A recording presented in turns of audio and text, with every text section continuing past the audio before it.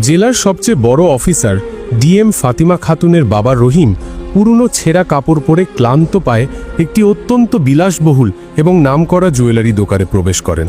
তার পোশাক ও চলাফেরা দেখে কেউই আন্দাজ করতে পারেনি যে তিনি এই জেলার ডিএমের বাবা। তার মুখে ছিল নিষ্পাপ ভাব, কিন্তু চোখে স্পষ্ট ফুটে উঠছিল বছরের পর বছর তপস্যা ও সংগ্রামের ছাপ। দোকানে উপস্থিত সকল গ্রাহক, কর্মী এবং ম্যানেজারের দৃষ্টি একযোগে সেই বৃদ্ধের দিকে স্থির হয়ে যায়। সবাই তার দিকে তাকিয়ে থাকতে থাকে যেন কোনো অচেনা জগতের প্রাণী এসে পড়েছে। কেউ কেউ নিজেদের মধ্যে ফিসফিস করতে শুরু করে, মনে হচ্ছে কোনো ভিখারি ভিতরে ঢুকে পড়েছে। জানি না কে তাকে ভিতরে ঢুকতে দিয়েছে। বৃদ্ধ এসব অনুভব করছিলেন, কিন্তু তা উপেক্ষা করে এগিয়ে যান।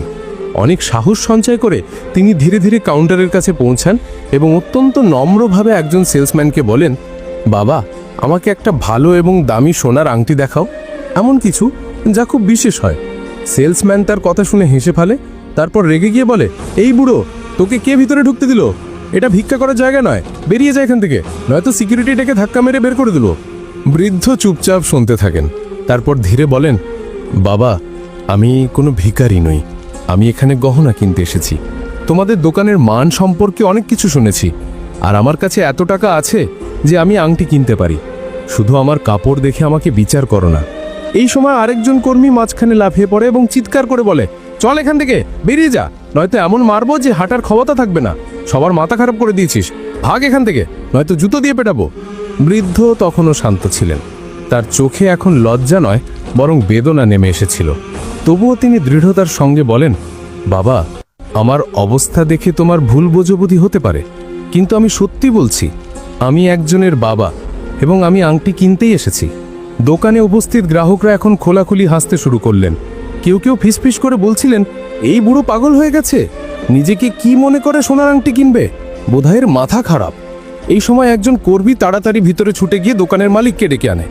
মালিক এসেই রেগে ফেটে পড়েন, এখানে কোনো ভিখারি ঢুকে পড়েছে? কে এখানে ঢুকতে দিল? বের করো একে, কি তামাশা বানিয়ে এসেছে? বৃদ্ধ মালিকের সামনে হাত জোর করে বলেন, সাহেব, আমি কোনো তামাশা করছি না, আমি সত্যিই গহনা কিনতে এসেছি। আমার একটা সোনার আংটি চাই এবং আমার কাছে পুরো টাকা আছে। আমি যদি গরিব হতাম তাহলে এই দোকানে আসার সাহসই করতাম না। মালিক এবার ধৈর্য হারিয়ে ফেলেন। ও বুড়ো, বাজে কথা বন্ধ কর, আমাদের কাছে ফালতু কথার জন্য সময় নেই, এখান থেকে বেরিয়ে যা, নয়তো নিজে থাপ্পড় মেরে বাজে ফেলে দেব। এই বলে তিনি সত্যিই বৃদ্ধের গালে একটি জোরালো থাপ্পড় মারেন। আশেপাশে দাঁড়িয়ে থাকা লোকজন স্তব্ধ হয়ে যায়, আর তখনই দুজন সিকিউরিটি গার্ড এসে তাকে নির্মমভাবে টেনে দোকান থেকে বের করে দেয়। দোকানের সেই লজ্জাজনক দৃশ্য সেখানে লাগানো সিসিটিভি ক্যামেরায় রেকর্ড হচ্ছিল, কিন্তু কেউই জানতো না যে এই